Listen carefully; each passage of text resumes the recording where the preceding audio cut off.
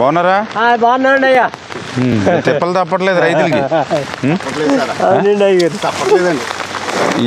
ఈ సంచులు బెజ్జలు కుట్టుకుంటాక సరిపోతుంది మీకు.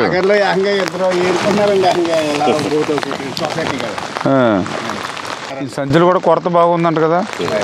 ఇప్పుడు వేగేగా ఉండడం వల్ల నీళ్ళు నిలబడలేదు మీకు. ఇంకో గట్టి చెడి ఇలాంటిది పడితే వాటర్ నిలబడిపోయి గోతుల్లోకి వెళ్ళిపోయి లోపలికి వెళ్ళిపోతుంది. ఏంటి ఇత్తనం ఇది? ఇబ్బంది అవుద్ది.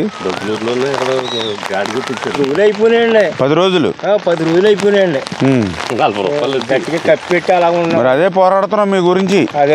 ఈ ప్రభుత్వం వచ్చాక అసలు ఇన్ని కష్టాలు. 5 సంవత్సరాలు పడ్డ బాధ ఎప్పుడు పడలేదండి. నరకం. పోలే రేపు 4వ తారీఖు నుంచి మీకు రైతులకు మోక్షం వస్తుంది.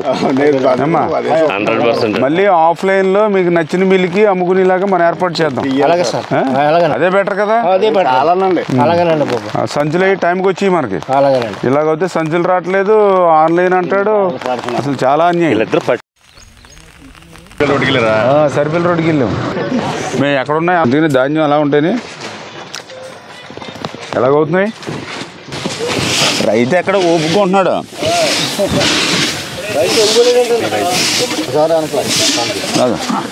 పెడతాను నేను పెడతాను.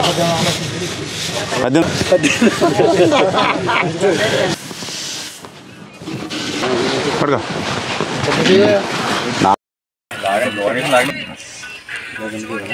మనం చేయమని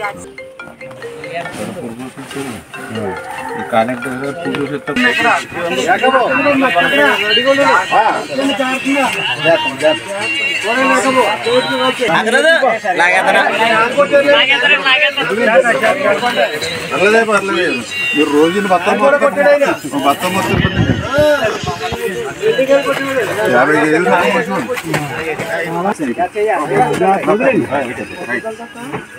డెడ్లైన్స్ రా మన నువ్వు అడిగా అలా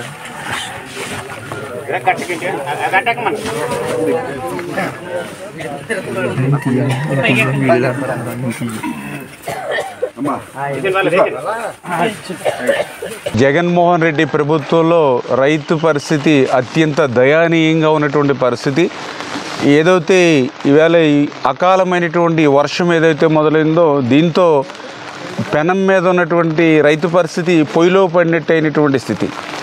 ఏదైతే ఇప్పుడు ధాన్యం కోతలు కోసి 10 రోజులైంది, కానీ సంచులు లేక ఆ ధాన్యం రాసులు అట్లానే చాలగొట్ల మీద పొంతల రోడ్ల మీద నిలబడిపోయినటువంటి పరిస్థితి.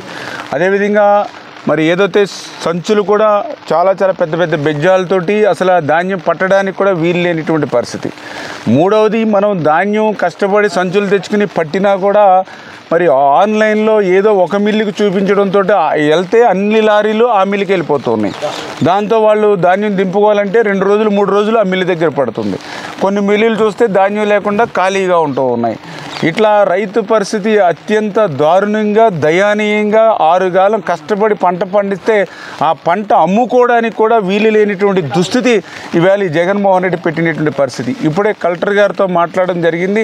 ఇమ్మీడియట్లీ ఏదైతే సంచులు ఏవైతే ఉన్నాయో వెంటనే ఈ పాలకొల్లు నియోజకవర్గానికి సంబంధించి ఇమ్మీడియట్లీ సప్లై చేయమని, ఒక 20,000 30,000 ఇమ్మీడియట్లీ సప్లై చేయమని చెప్పడం జరిగింది. ఆయన కూడా సానుకూలంగా స్పందించి ఇమ్మీడియట్లీ రియాక్ట్ అయ్యి రైతుకు నష్టం లేకుండా చేస్తానని ఆయన కూడా హామీ ఇవ్వడం జరిగింది.